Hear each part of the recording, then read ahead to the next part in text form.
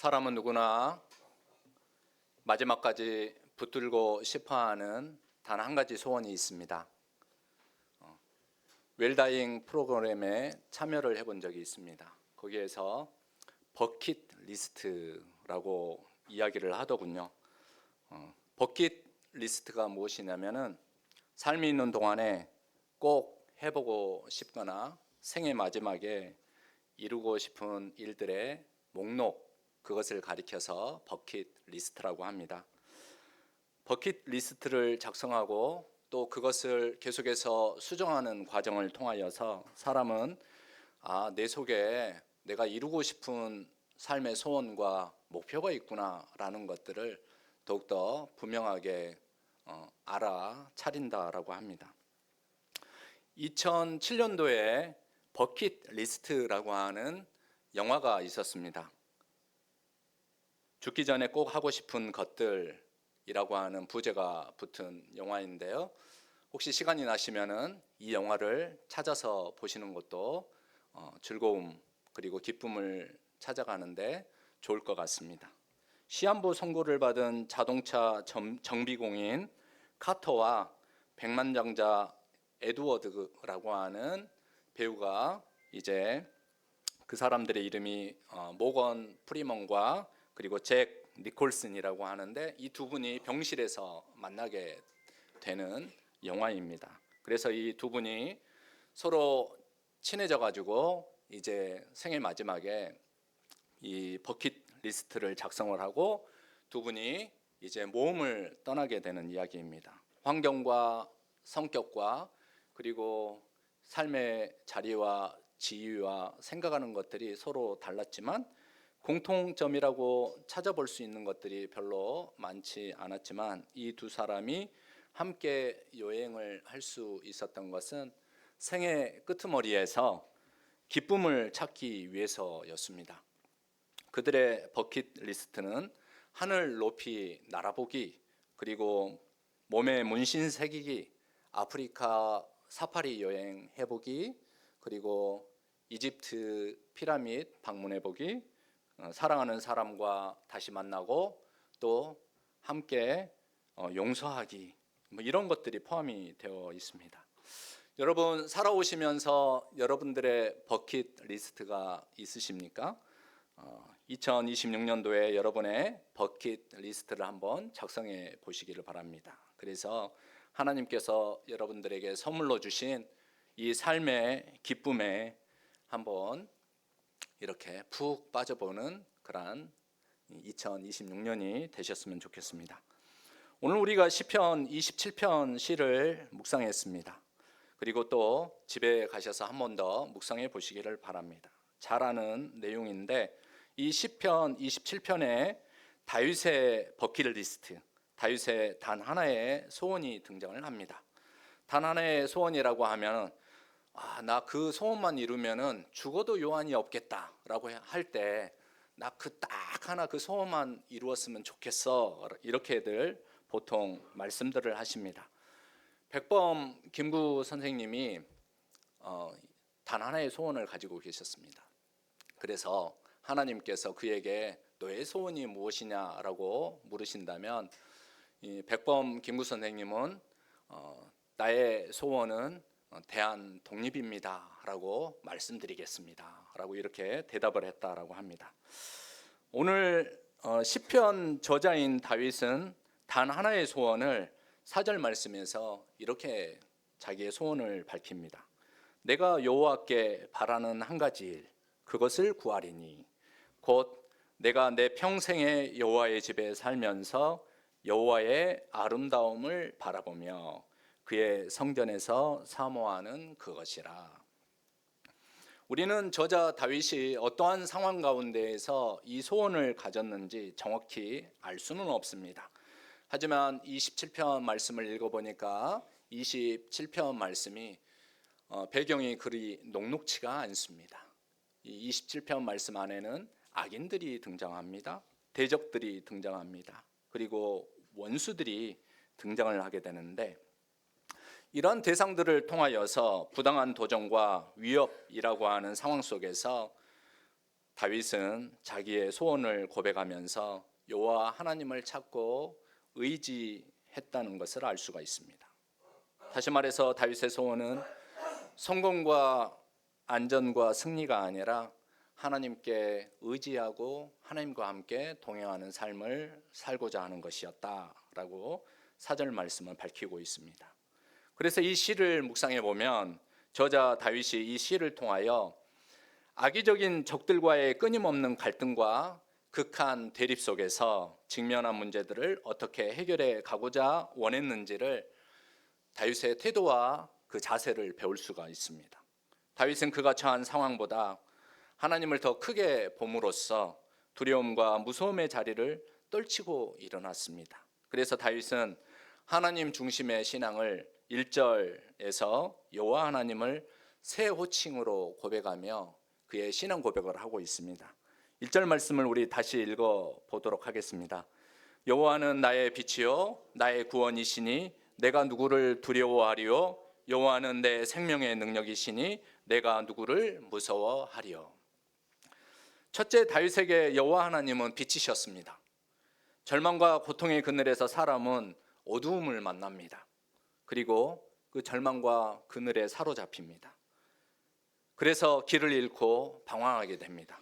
하지만 하나님을 만난 다윗은 하나님이 자신에게 빛이셨습니다. 그래서 나쁜 짓 하는 사람들이 다윗의 살을 먹으려고 다윗을 제거하려고 다가왔을 때 다윗은 그 어둠 속 울퉁불퉁한 앞이 보이지 않는 길에서 걸려 넘어지지 않았습니다.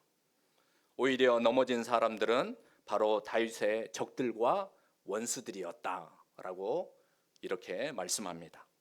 둘째, 다윗에게 여호와 하나님은 구원자이셨습니다. 다윗은 무수한 전쟁을 치러온 용사였습니다.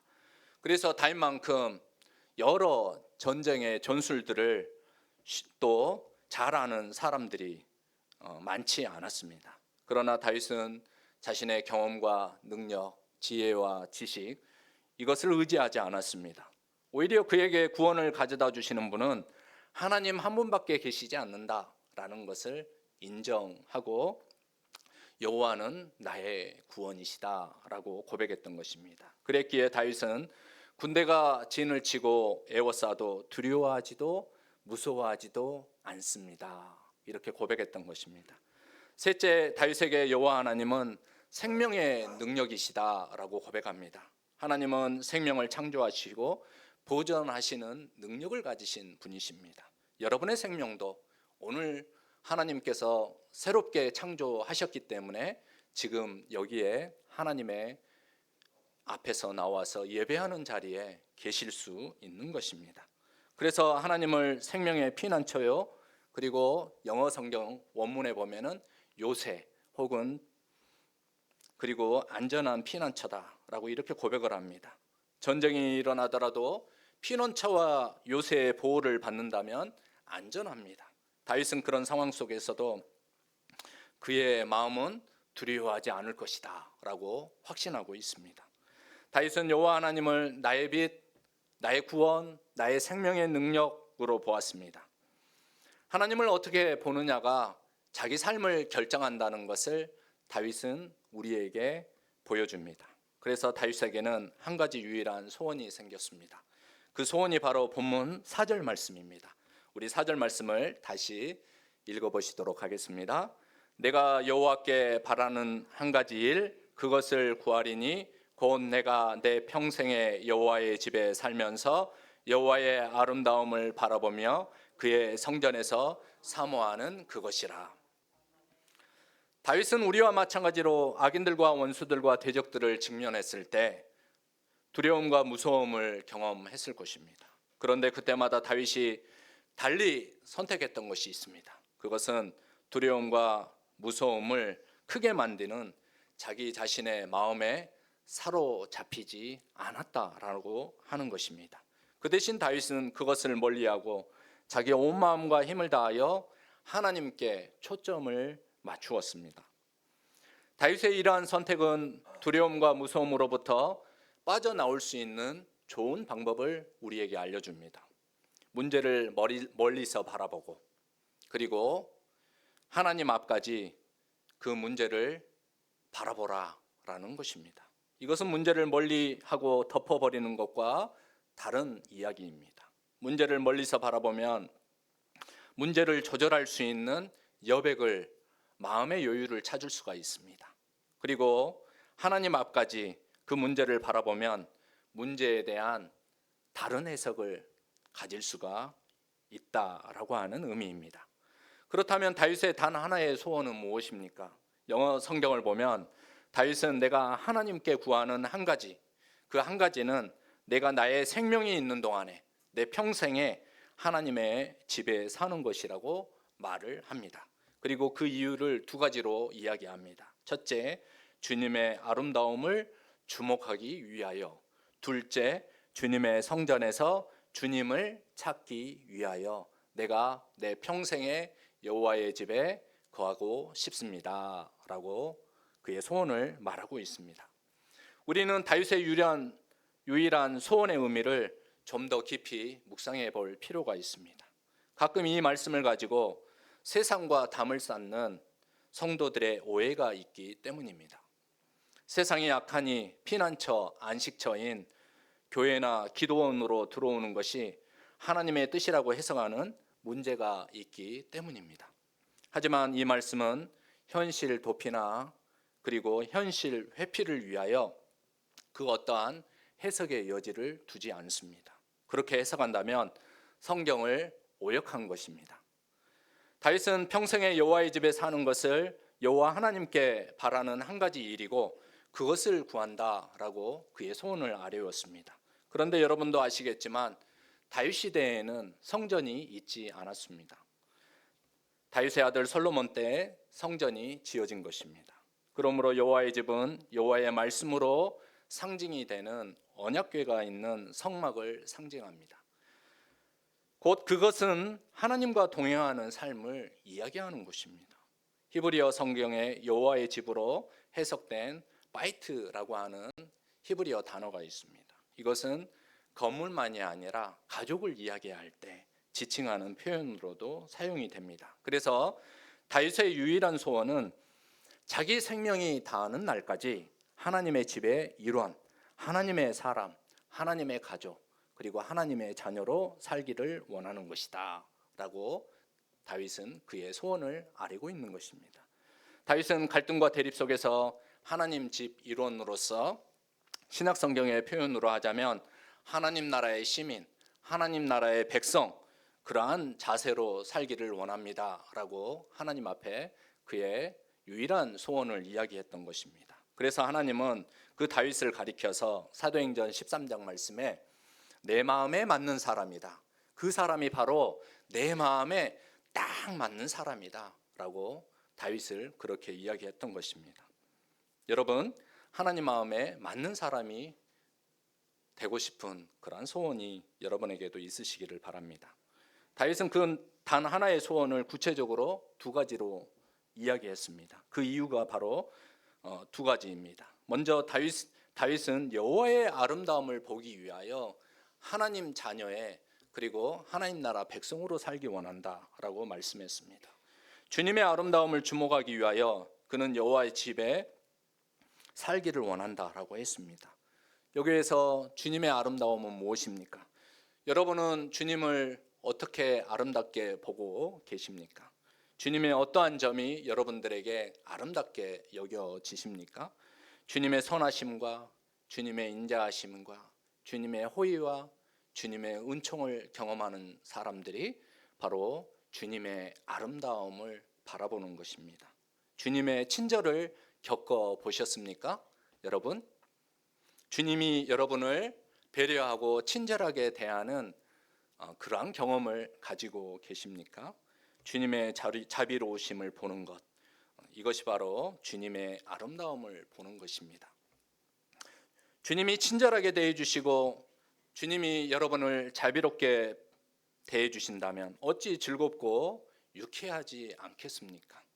그러한 모습을 생각하며 여호와의 아름다움을 바라보며 라고 말한 다윗은 바로 신앙의 참된 기쁨에 가까워지고 있는 그러한 모습을 우리에게 보여주고 있습니다. 다음으로 다윗은 그의 성전에서 사모하는 그것이라 라고 그 이유를 밝힙니다. 이 표현은 여호와의 성전에서 여호와를 찾기 위하여 여호와의 집의 일원이 되기 원한다 라고 하는 의미입니다. 이 말씀을 잘 들여다보시기 바랍니다. 교회에 와서, 그리고 여러분이 신앙 행위 안에서 가만히 있으면은 여호와가 발견이 된다라는 것이 아닙니다. 그런 그 모든 것들은 테두리이고 과정일 뿐이라는 것입니다. 여호와를 찾기 위하여 애쓰고 힘써야 한다라는 이야기입니다. 다윗이 여호와를 찾는 이유는 두려움과 무서움을 불러일으키는 갈등과 대립 속에서 여호와께 묻기 위해서입니다. 주님의 뜻이 무엇인지를 찾는 것입니다. 주님의 뜻이 무엇인지를 찾기 위하여 여호와 집에 내가 머물기를 원합니다 라고 하는 것이 바로 다윗의 소원입니다. 여호와의 뜻을 따라 문제와 상황을 조율하기 원하는 간절한 마음이 바로 다윗의 유일한 소망이었던 것입니다. 그러므로 다윗의 단 하나의 소원을 종합해 보면 다윗은 하나님 자녀가 되어서 하나님의 자비로우심, 하나님의 아름다우심, 하나님의 뜻을 깊이 묵상하고 찾음으로 인하여서 내가 하나님 앞에서 어떻게 살면, 내가 하나님 앞에서 어떻게 결정하면 좋겠습니까? 라고 물으면서 하나님의 뜻에 맞추어 자기 삶을 조율해 가는 것, 그것을 최우선 소원으로 삼았던 종이라고 시편 27편 4절 말씀은 우리에게 다윗의 유일한 소원을 알려주고 있습니다. 여러분, 하나님은 그분께 온전한 마음을 드리고 그분께 집중하며 그분의 뜻을 따라서 자기의 결정과 자기의 상황과 그리고 자기의 미래를 조율해가는 사람에게 두려움과 무서움을 이길 수 있는 용기와 능력을 부여해 주시는 분이십니다.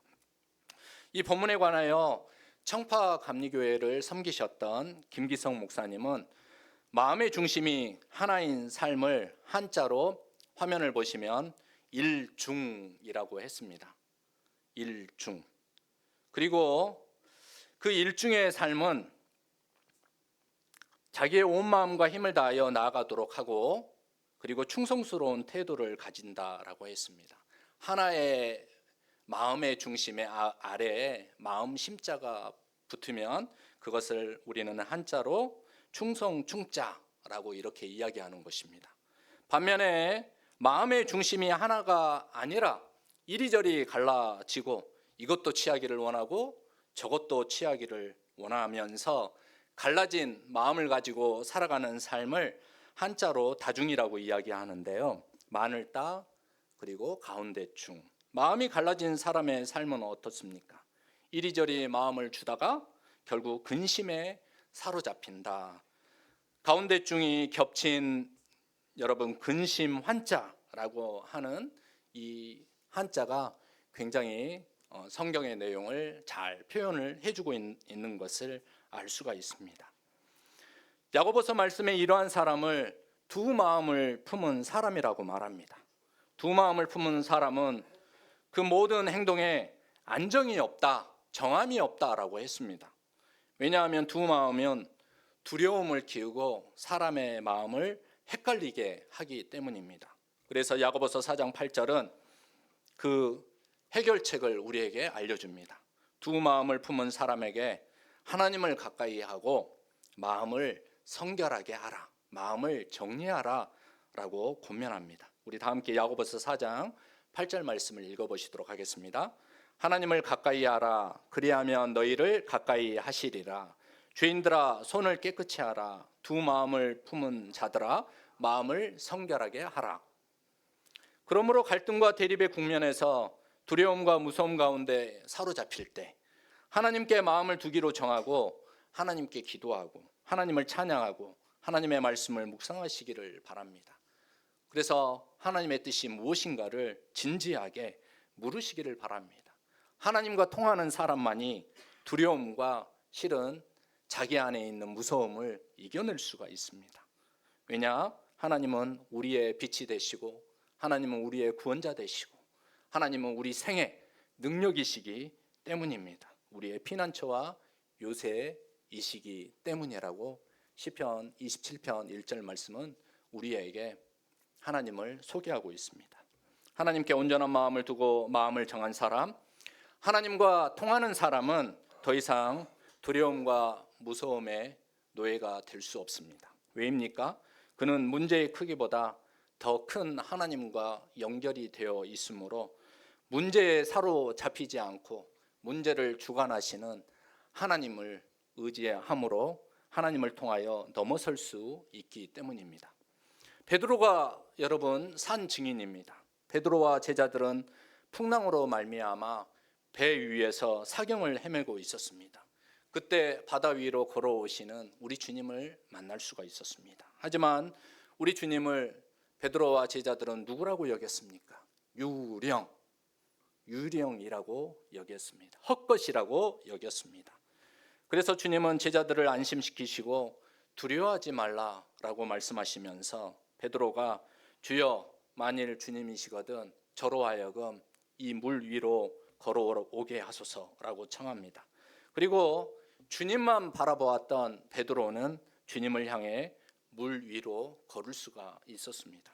하지만 베드로의 온전한 마음이 바람을 보고 물결을 보았을 때 그의 마음이 어떻게 되었습니까?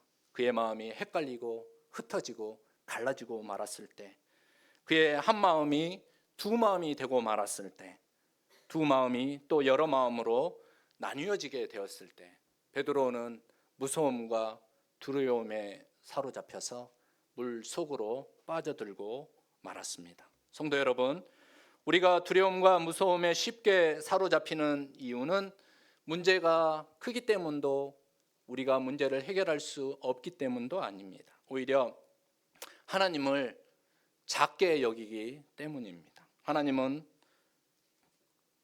우리가 생각하는 것보다 더 큰 분이신데도 말입니다. 다윗은 하나님께 문제를 없애달라고 기도하지 않았습니다. 다윗의 기도는 하나님을 더 크게 볼 수 있게 해달라고 기도했던 것입니다. 다윗의 단 하나의 소원은 그에게 문제가 없는 삶이 아니라 어떤 상황 가운데에서도 하나님과 함께하는 삶을 우리에게 기억하도록 도와주고 있습니다. 사랑하는 성도 여러분, 올해 하나님을 크게 여기시고 하나님께 마음을 두시고 하나님께 또 그 뜻을 물으시고 하나님과 함께 조율하면서 우리에게 기쁨의 근원이 되시고 그리고 우리의 모든 능력의 근원이 되시는 그 하나님을 의지하는 것을 여러분의 소원으로 삼으시기를 주님의 이름으로 권면드립니다. 다 함께 기도하겠습니다. 하나님 아버지, 오늘 다윗의 고백을 통하여 우리의 마음을 비추어 주셔서 감사드립니다. 우리는 많은 것을 원하지만 정작 중요한 것을 놓치고 살아갈 때가 참으로 많습니다. 하나님과 함께하는 삶, 하나님께 묻는 삶, 하나님의 뜻에 조율하는 삶을 살아갈 수 있도록 도와주시고 하나님을 의지하는 것이 또 하나님께 우리의 뜻을 맞추어 가는 것이 가장 중요하다는 것을 마음 깊이 새기게 하시고 마음이 찢어지고 갈라질 때마다 하나님께 돌아올 수 있도록 도와주시고 우리 마음이 온전해질 수 있도록 도와주시옵소서. 예수 그리스도의 이름으로 기도드립니다. 아멘. 다 함께 찬송가 430장 하나님께 찬양 드립니다.